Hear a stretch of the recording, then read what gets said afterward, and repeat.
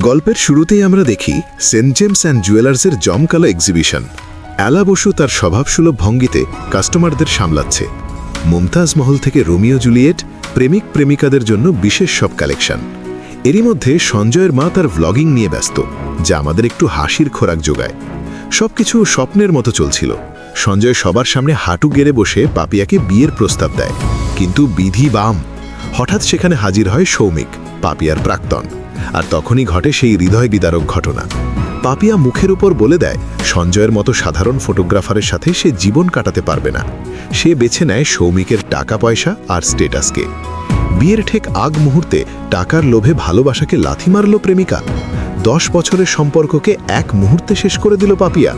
কিন্তু আসল টুইস্ট তো তখন আসে যখন জানা যায় এই ব্রেকআপের পেছনে রয়েছে এক নোংরা ষড়যন্ত্র। অ্যালা কি পারবে গোরা সেনের এই চক্রান্ত ফাঁস করে নিজের চাকরি আর সঞ্জয়ের ভালোবাসা বাঁচাতে, নাকি সব শেষ হয়ে যাবে এখানেই? টান টান উত্তেজনায় ভরা আজকের এই এপিসোডের পুরো গল্প জানতে ভিডিওটি না টেনে শেষ পর্যন্ত দেখুন। আজকের পর্বে আমরা দেখি সেন্ট জেমস অ্যান্ড জুয়েলার্সের গ্র্যান্ড এক্সিবিশন চলছে। অ্যালা বসু এই ইভেন্টের দায়িত্বে। সে ভালোবাসার নানা উপাখ্যান, লাইলি মজনু, হীর রাঞ্ঝা দিয়ে গয়নার কালেকশন সাজিয়েছে।